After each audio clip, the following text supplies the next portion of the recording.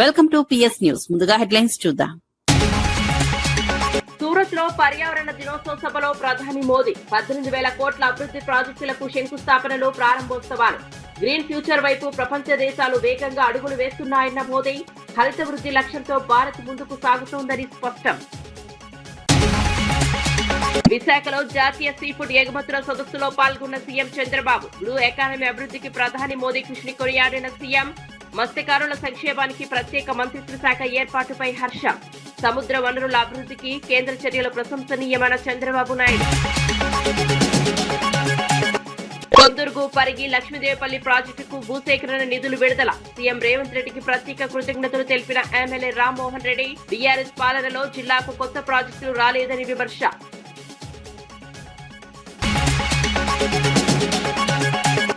రాజధాని అభివృద్ధికి గొడ్డలి పార్టీ అడ్డంకులు సృష్టిస్తోందన్న దేవినేని ఉమా. అమరావతి నిర్మాణాన్ని అడ్డుకునే కుట్రలు జరుగుతున్నాయని ఆరోపణ. రాజధాని అభివృద్ధిపై మీడియా సమావేశంలో విపక్షాలపై విమర్శలు. రాష్ట్ర భవిష్యత్తు కోసం అమరావతి అభివృద్ధి అవసరమని దేవినేని ఉమా వ్యాఖ్యలు. పెండింగ్ ప్రాజెక్టులన్నింటినీ రికార్డు సమయంలో పూర్తి చేస్తామన్న సీఎం రేవంత్. పాలమూరును సస్యశ్యామలం చేసి అభివృద్ధిలో ఆదర్శంగా నిలుపుతామని వెల్లడి. వలసల జిల్లా అనే ముద్రను చెరిపేస్తామని సీఎం రేవంత్ రెడ్డి స్పష్టం. ఇక వార్త వివరాల్లోకి వెళ్తే, పాలమూరు జిల్లాను అభివృద్ధిలో రాష్ట్రానికి ఆదర్శంగా తీర్చిదిద్దుతామని ముఖ్యమంత్రి రేవంత్ రెడ్డి తెలిపారు. పాలమూరు, రంగారెడ్డి సహా పెండింగ్ లో ఉన్న అన్ని సాగునీటి ప్రాజెక్టులను రికార్డు సమయంలో పూర్తి చేస్తామని చెప్పారు. ఒకప్పుడు వలసల జిల్లాగా పేరొందిన మహబూబ్ నగర్ ను ఇకపై వ్యవసాయ అభివృద్ధికి కేంద్రంగా మార్చేందుకు ప్రభుత్వం కట్టుబడి ఉందన్నారు. కృష్ణా జలాలను సమర్థంగా వినియోగించి బీడు భూములను పచ్చని పంట పొలాలుగా మార్చే దిశగా చర్యలు కొనసాగుతున్నాయని చెప్పారు. పాలమూరులో సాగునీటి వసతులు పెరగడంతో రైతుల ఆదాయం మెరుగుపడుతోందని, గ్రామీణ ఆర్థిక వ్యవస్థ బలోపేతం అవుతుందని వివరించారు. ప్రశ్నిస్తాడు, హరీష్ రావు ఏదో చెప్తాడు, ఈడున్నో లేదు, వాళ్ళ కోసం కాదు, నా చిత్తశుద్ధి ప్రజల కోసం. నేను ఇక్కడి నుంచి వచ్చిన, నాకు తెలిసి ఇక్కడ ప్రజలు ఏం కోరుకుంటారు, ప్రజలకు ఏం చేయాలనేది. సో నేను నా బాధ్యతను బాధ్యతాయుతంగా నెరవేరుస్తా. నేను వాళ్ళలాగా కమిషన్ల కోసం, కాంట్రాక్ట్ల కోసం పనిచేస్తుంది కాదు. 20 ఏళ్ళు మీరు నన్ను చూసారు ఈ జిల్లాలో. ఏ ఒక్క రోజన్నా జిల్లా పరిషత్ మెంబర్ నుంచి ముఖ్యమంత్రికి ఈ జిల్లాలో ఇన్ని వేల కోట్ల రూపాయల కాంట్రాక్ట్ జరిగింది. ఏ చిన్న ఆరోపణ నేనడని వచ్చిందా?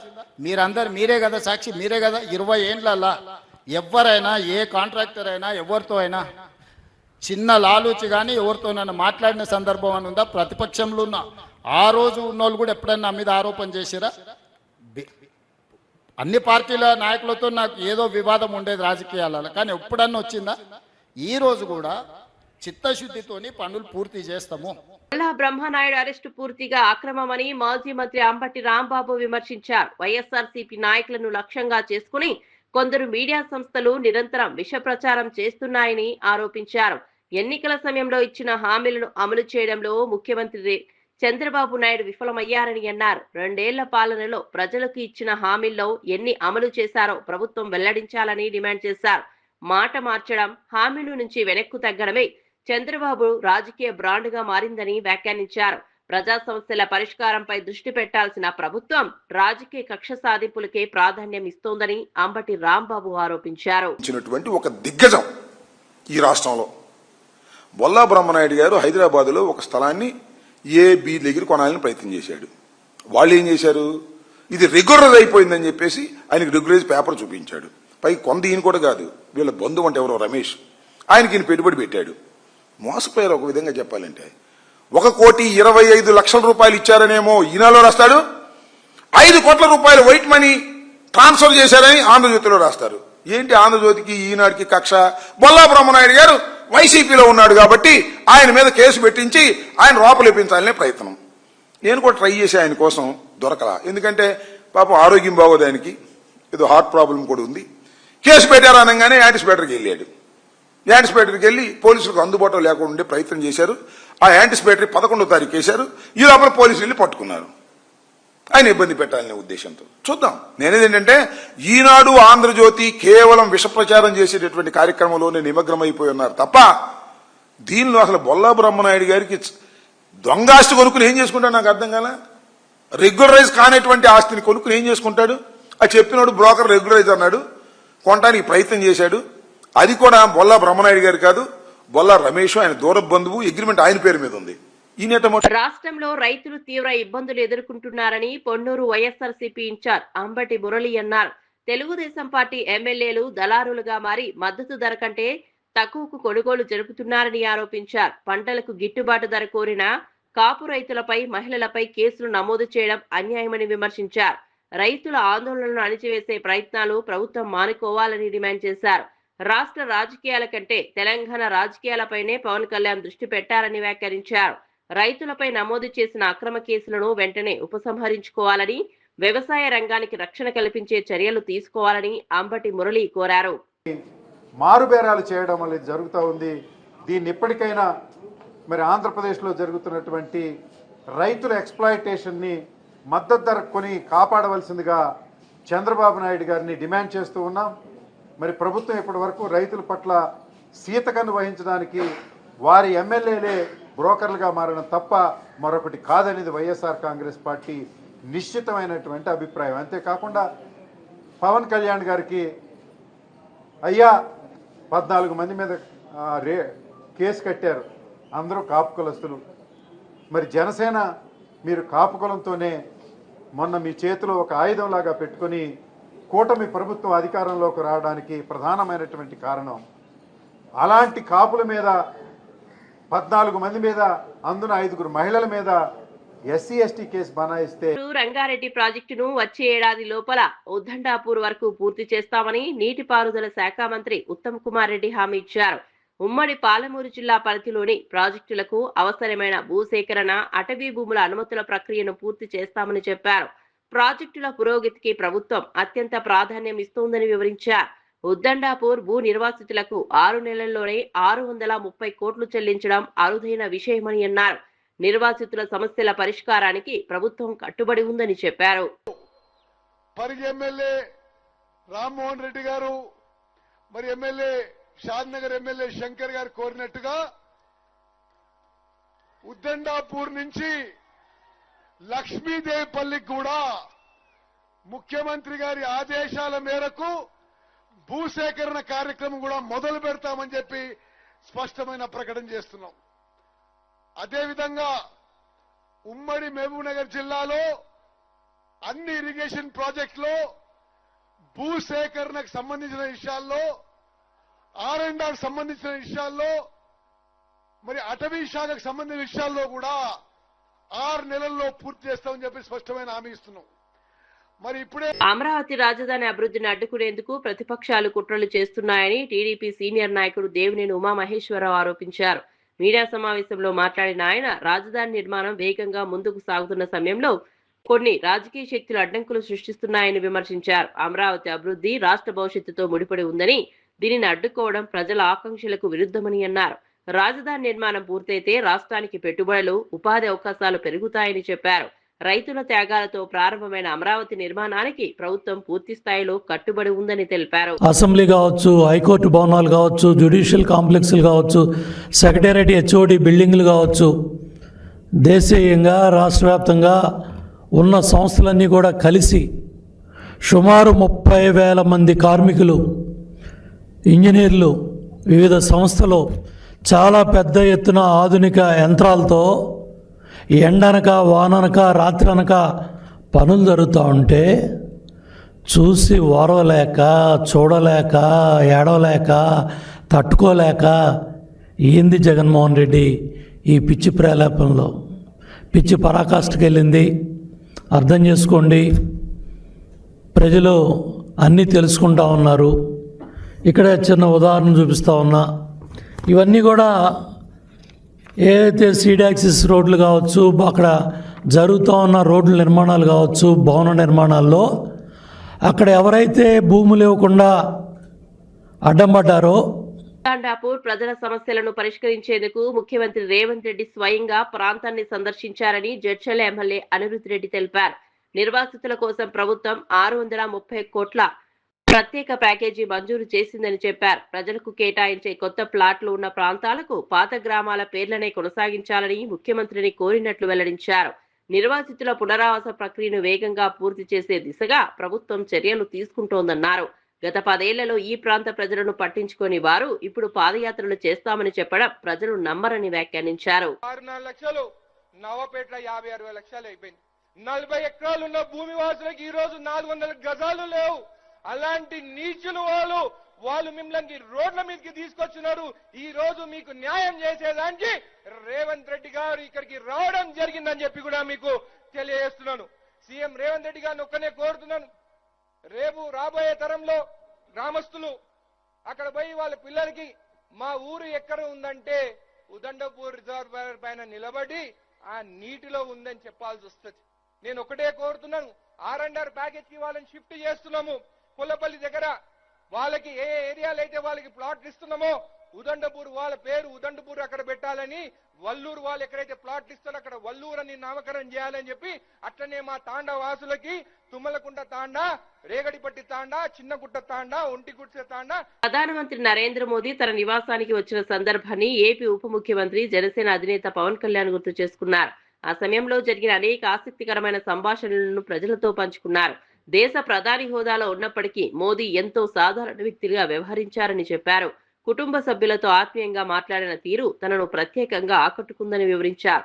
పెద్ద పదవిలో ఉన్న వ్యక్తి అయినప్పటికీ అందరితో స్నేహపూర్వకంగా మెలగడం మోదీ వ్యక్తిత్వానికి నిదర్శనమని అన్నారు. దేశ అభివృద్ధి అంశాలతో పాటు కుటుంబ విలువలకు కూడా ఆయన ప్రాధాన్యం ఇస్తారని పవన్ కళ్యాణ్ చెప్పారు. Keep on reiterating it again and again. He is that one charismatic leader who has who have made connections to each and every household in India, and the way he connects, whether even he talks on channels, he talks on TV, when he does Mann Ki Baat, I think he resonates to everyone in India. And because when I met him first time, he was Gujarat, he was CM of Gujarat then, and he was about to enter into national arena. I always admired him, the way he used to address his, I like his speeches.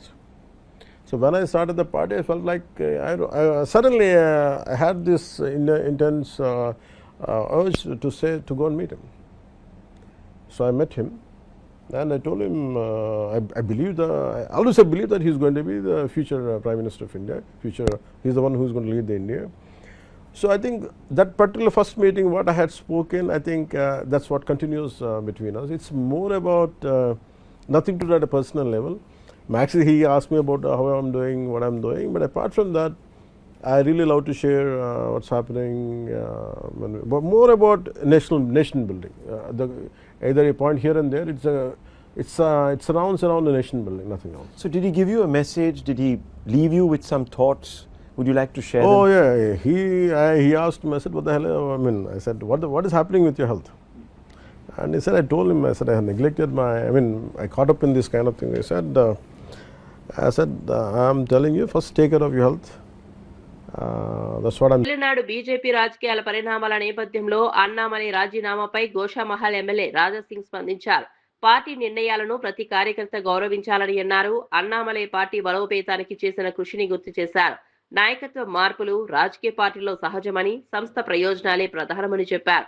BJP దేశవ్యాప్తంగా మరింత బలపడే దిశగా ముందుకు సాగుతోందని తెలిపారు. కార్యకర్తలు వ్యక్తుల కంటే party సిద్ధాంతాలకు ప్రాధాన్యం ఇవ్వాలని సూచించారు. బీజేపీని స్ట్రాంగ్ చేస్తా ఒక మంచి మనసుతోని భారతీయ జనతా పార్టీలో అయినా చేరిండు, చాలా వరకు పనిచేసిండు, ఒక కొత్త గుర్తింపు కూడా ఆయన తీసుకొని వచ్చిండు. కానీ దురదృష్టం ఇవాళ ఆయన పార్టీ ఇడిచి వెళ్ళిపోయాడు. నేను మా కేంద్ర అధికారులకి ఒక రిక్వెస్ట్ చేయాలనుకుంటున్నాను, ఇట్లాంటి మంచి మంచి లీడర్లు మన పార్టీ ఇడిచి వెళ్ళిపోతే మనకే నష్టం. పరిగి లక్ష్మీదేవపల్లి రిజర్వాయర్ ప్రాజెక్టుకు భూసేకరణ నిధులు విడుదల చేయాలని నిర్ణయించిన ముఖ్యమంత్రి రేవంత్ రెడ్డికి పరిగి ఎమ్మెల్యే రామ్మోహన్ రెడ్డి కృతజ్ఞతలు తెలిపారు. గత 10 ఏళ్ల బీఆర్ఎస్ పాలనలో రంగారెడ్డి జిల్లాలో ఒక్క కొత్త ప్రాజెక్టు కూడా నిర్మించలేదని విమర్శించారు. ఈ ప్రాజెక్టు పూర్తయితే పరిగి నియోజకవర్గంతో పాటు వికారాబాద్, తాండూర్, కొడంగల్ ప్రాంతాలకు సాగునీరు, త్రాగునీరు అందే అవకాశం ఉందన్నారు. భవిష్యత్తులో హైదరాబాద్ నగరానికి కూడా త్రాగునీటి సరఫరా చేసే అవకాశాలు ఉన్నాయని చెప్పారు. తొందరగా మా ప్రాంతానికి నీళ్లు వస్తుండే, జురాల కాకుండా శ్రీశైలం నుంచి నీళ్లు తీసుకోవడానికి అని చెప్పి బీఆర్ఎస్ ప్రభుత్వం వ్యూహరచన చేసి దాని మూలంగా కూడా మాకు పెద్ద ఎత్తున నష్టం చేసి రంగారెడ్డి జిల్లాలోనే ఎక్కడ కూడా ఒక్క ప్రాజెక్టు కూడా కట్టలేదు. కనీసం ప్రాజెక్టు స్థలం ఏదైతే ఉందో కొందుర్గు డాష్ పరిగి లక్ష్మీదేవిపల్లి. కొందుర్గు అంటే షాద్నగర్ కాన్స్టిట్యున్సీలో ఉంటుంది. కేపీ లక్ష్మీదేవిపల్లి అంటారు దీన్ని. పరిగి, ఈ 2 మండలాలు, కొందుర్గు మండలం, పరిగి మండలంలో భూసేకరణ చేసి ఈ యొక్క రిజర్వాయర్ 2.8 టీఎంసీ రిజర్వాయర్ని నిర్మాణం చేస్తామని చెప్పి నిన్న గౌరవ ముఖ్యమంత్రి గారు హై లెవెల్ మొత్తం ఇరిగేషన్ మినిస్టర్ గారు ఉత్తమ్ కుమార్ రెడ్డి గారు, ఇన్ఛార్జ్ మినిస్టర్ దామోదర్ రాజనరసింహ గారు, వాకటి శ్రీహరి గారు, జూపల్లి కృష్ణారావు గారు. ప్రపంచ పర్యావరణ దినోత్సవం సందర్భంగా గుజరాత్ లోని సూరత్ లో జరిగిన భారీ బహిరంగ సభలో ప్రధానమంత్రి నరేంద్ర మోదీ పాల్గొన్నారు. ఈ సందర్భంగా 18,000 కోట్లకు పైగా విలువైన పలు అభివృద్ధి ప్రాజెక్టులకు శంకుస్థాపనలు, ప్రారంభోత్సవాలు చేశారు. అనంతరం సభలో మాట్లాడిన ప్రధాని మోదీ ప్రపంచ దేశాలన్నీ పర్యావరణ పరిరక్షణకు ప్రాధాన్యమిస్తూ గ్రీన్ ఫ్యూచర్ వైపు వేగంగా అడుగులు వేస్తున్నాయని అన్నారు. భారత్ కూడా అదే దిశగా హరిత వృద్ధి లక్ష్యంతో ముందుకు సాగుతోందని స్పష్టం చేశారు. పునరుత్పాదక ఇంధనం, స్వచ్ఛమైన సాంకేతికత, పర్యావరణ రహిత అభివృద్ధికి కేంద్ర ప్రభుత్వం పెద్దపీట వేస్తోందని చెప్పారు. बहुत अधिक काम कर रहा है और इसमें भी गुजरात ने बरसों पहले ही तेज कदम उठाने शुरू कर दिए थे. गुजरात राज्य है जिसने इस शताब्दी के प्रारंभ में ही सरकार में क्लाइमेट चेंज का अलग डिपार्टमेंट बनाया था, एक अलग डिपार्टमेंट बनाया था. ऐसी व्यवस्था बनाने वाला गुजरात देश का पहला राज्य था. और जैसा अभी मुख्यमंत्री जी ने जिसका वर्णन किया, गुजरात के अपने पाटण के चारण का गांव में भारत का पहला सोलर पार्क भी बनाया गया था. और एक प्रकार से उस समय तो वो तीर्थ क्षेत्र बन गया था. लोग देखने आते थे कि इतना दूर दूर तक दिखाई दे इतना बड़ा सोलर प्लांट. విశాఖపట్నంలో నిర్వహించిన జాతీయ సముద్ర ఆహార ఎగుమతుల సదస్సులో ముఖ్యమంత్రి నారా చంద్రబాబు నాయుడు పాల్గొన్నారు. ఈ సందర్భంగా దేశంలో సముద్ర వనరుల అభివృద్ధి, మత్స్యకారుల సంక్షేమానికి కేంద్ర ప్రభుత్వం తీసుకుంటున్న చర్యలను ఆయన ప్రశంసించారు. బ్లూ ఎకానమీ కార్యక్రమాన్ని ప్రారంభించి దానికోసం ప్రత్యేక మంత్రిత్వ శాఖను ఏర్పాటు చేసిన ప్రధాని నరేంద్ర మోదీకి ప్రత్యేక కృతజ్ఞతలు తెలిపారు. సముద్ర సంపదను సమర్థవంతంగా వినియోగించుకోవడం ద్వారా దేశ ఆర్థిక అభివృద్ధికి మరింత ఊతమిస్తుందని చెప్పారు. మత్స్య రంగం, సముద్ర ఆహార ఎగుమతుల విస్తరణలో లక్షలాది మందికి ఉపాధి అవకాశాలు పెరుగుతాయని వివరించారు. Having lot of confidence on blue economy and also sea coast, even seaweed is having lot of knowledge and also hope on that. It will create employment for fishermen community, and also if we can exploit deep sea, how to make use of that for fishermen community, that will help us. Earlier there are fears among fishermen community. If we corporatize, big people will come, they will lose livelihood. Government of India is assuring now, we will provide modernized boats, 60% subsidy, 40% states has to do it, in cooperative farming. That means all fishermen community, they can form a cooperative. We can launch this program. That is how we are moving in that direction. We are requesting 200 modernized boats in that program also. Janasena అధినేత AP ఉప ముఖ్యమంత్రి పవన్ కళ్యాణ్ పై BRS working president KTR చేసిన వ్యాఖ్యలను తెలంగాణ జనసేన నేత సినీ నటుడు తనీష్ తీవ్రంగా ఖండించారు. పవన్ కళ్యాణ్ జోలికి వస్తే జనసేన కార్యకర్తలు ఊరుకోరని హెచ్చరించారు. తెలంగాణలో జనసేన బలం ఏమిటో అవసరమైతే చూపిస్తామని అన్నారు. బాధ్యత గల నాయకుడిగా పవన్ కళ్యాణ్ చేసిన వ్యాఖ్యలను రాజకీయ ప్రయోజనాల కోసం వక్రీకరించడం సరికాదని చెప్పారు. ప్రజా సమస్యలపై మాట్లాడే నాయకులను లక్ష్యంగా చేసుకుని విమర్శలు చేయడం కంటే ప్రజలకు ఉపయోగపడే అంశాలపై దృష్టి పెట్టాలని సూచించారు. తెలంగాణ ఉద్యమ పోరాటంలో ఉద్యమాలు చేసిన, త్యాగాలు చేసిన వారి వల్లే ఈరోజు తెలంగాణ గడ్డ ఉంది. అది నిజం 100%. కాకపోతే ఈ విషయం మీకు అప్పుడప్పుడు ఎందుకు గుర్తొస్తుంది, మీకు మీ పార్టీ వాళ్ళకి కానీ, ఎప్పుడైతే మీకు రాజకీయ పరమైన ఒక మైలేజ్ కావాల్సి వస్తుందో అలాంటి సమయంలోనే ఇది మీరు లేవనెత్తుతారు. కానీ అదే యుద్ధమాలకి ముందుకు వచ్చి పోరాటం చేసిన విద్యార్థులకు కానీ లేదా వారి కుటుంబానికి కానీ మీరు ఎంతవరకు న్యాయం చేశారు? మీరు ఏదైతే మేము తెలంగాణ తెచ్చాం అనే ఒకటే సౌండ్ చేసి దాంతో మీరు పార్టీ పెట్టుకుని వీళ్ళ పేర్లు చెప్పుకుని మీరు గెలిచిన విధానం చూసి ఆ రోజు మీ నగరంలోని హోటళ్లలో భద్రతా ప్రమాణాలు, రికార్డుల నిర్వహణను పరిశీలించేందుకు హైదరాబాద్ పోలీస్ కమిషనర్ సజ్జనార్ ఆకస్మిక తనిఖీలు నిర్వహించారు. ఎస్ఎన్ఆర్ పోలీస్ స్టేషన్ పరిధిలో ఉన్న ఓయో హోటళ్లతో పాటు ఇతర వసతి గృహాలను సందర్శించి పరిస్థితులను పరిశీలించారు. అతిథుల వివరాల నమోదు, సీసీ కెమెరాల పనితీరు, భద్రతా నిబంధనల అమలుపై అధికారులు ప్రత్యేకంగా తనిఖీలు చేపట్టారు. అనుమానాస్పద కార్యకలాపాలకు అవకాశం లేకుండా హోటల్ యాజమాన్యాలు అప్రమత్తంగా ఉండాలని సూచించారు. చెక్ చేయడం జరుగుతుంది. దాదాపు 5,000 సిబ్బందితోని ఈరోజు ఆపరేషన్ కవచ్ భాగంగా ఈ యొక్క జనరల్ చెకింగ్ చేయడం జరుగుతుంది. అక్కడ ఉన్న కస్టమర్స్ ఎవరు ఉండొచ్చు, మేనేజ్మెంట్ ఏమేమి రికార్డ్స్ కలెక్ట్ చేస్తున్నారు, వాళ్ళు ఏమాదిరి సంశయాస్పద వ్యక్తుల, వాళ్ళ దగ్గర ఏమాదిరి సంశయాస్పద వస్తువులు ఉన్నావా అని చెప్పి జనరల్ చెకింగ్ చేయడం జరుగుతుంది. నిన్నే మనము ఇదే ఆపరేషన్ కవచ్ భాగంగా 2 వీలర్సు, ట్యాంపర్ చేసిన నంబర్ ప్లేట్స్ కావచ్చు, కవరప్ చేసిన నంబర్ ప్లేట్స్ కావచ్చు, నంబర్ ప్లేట్స్ని వెహికల్స్ని మనం చెక్ చేయడం జరిగింది. దాదాపు 3,000 పైన వెహికల్స్ ఇచ్చేసాను. ఈరోజు కూడా ఇదే ఒక ఆపరేషన్ కవచ్ భాగంగా అన్ని లాజెస్ కూడా మనము 2 గంటల పైన చెక్ చేయడం జరుగుతుంది. సో ప్రజలందరూ కూడా సహకరించారు. ఇంకా వచ్చే రోజు కూడా భద్రతని దృష్టిలో పెట్టుకొని, సురక్షిత దృష్టిలో పెట్టుకొని ఇలాంటి చెకింగ్ జరుగుతూనే ఉంటావు. ప్రజలందరూ కూడా వాళ్ళ దగ్గర ఉన్న ఆధార్ కార్డులు ఉండొచ్చు, వాళ్ళు ఉన్న ఐడి కార్డ్స్ కావచ్చు, అట్లానే నంబర్ ప్లేట్స్ కూడా సరైన నంబర్ ప్లేట్ పెట్టాలి. చాలా చోట్ల కూడా చూశాను, చాలామంది యూత్ ఆ నంబర్ ప్లేట్ వంకర చేయడము, లేదంటే కవరప్ చేయడము, లేదంటే ట్యాంపర్ చేయడం జరుగుతుంది. సో వాళ్ళపైన కూడా ఎఫ్ఐఆర్ కూడా ఇష్యూ చేస్తాను. చట్టపరమైన కూడా సీరియస్ యాక్షన్ తీసుకోవడం జరుగుతుంది. అట్లానే నిన్నే నేను చూసింది చాలామంది ఇయర్ ఫోన్స్ వాడుతున్నారు. అంతకుముందు కూడా మనము ఈ ఒక ఇయర్ ఫోన్స్ పైన కూడా వార్నింగ్ ఇవ్వడం జరుగుతుంది.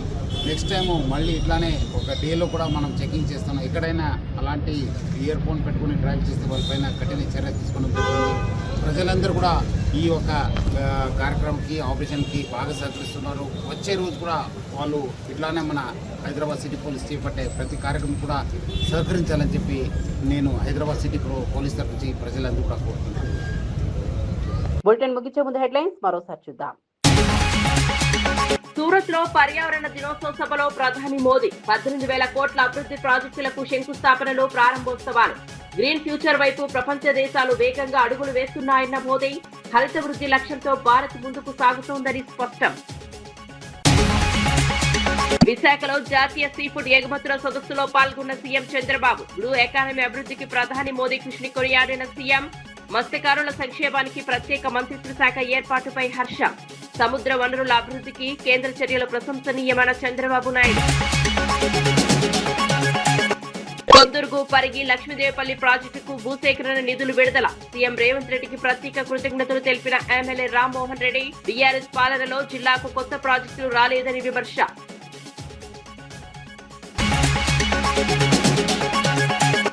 రాజధాని అభివృద్ధికి గొడ్డలి పార్టీ అడ్డంకులు సృష్టిస్తోందన్న దేవినేని ఉమా. అమరావతి నిర్మాణాన్ని అడ్డుకునే కుట్రలు జరుగుతున్నాయని ఆరోపణ. రాజధాని అభివృద్ధిపై మీడియా సమావేశంలో విపక్షాలపై విమర్శలు. రాష్ట్ర భవిష్యత్తు కోసం అమరావతి అభివృద్ధి అవసరమని దేవినేని ఉమా వ్యాఖ్యలు. పెండింగ్ ప్రాజెక్టులన్నింటినీ రికార్డు సమయంలో పూర్తి చేస్తామన్న సీఎం రేవంత్. పాలమూరును సస్యశ్యామలం చేసి అభివృద్ధిలో ఆదర్శంగా నిలుపుతామని వెల్లడి. వలసల జిల్లా అనే ముద్రను చెరిపేస్తామని సీఎం రేవంత్ రెడ్డి స్పష్టం. మరిన్ని అప్డేట్స్ కోసం చూస్తూనే ఉండండి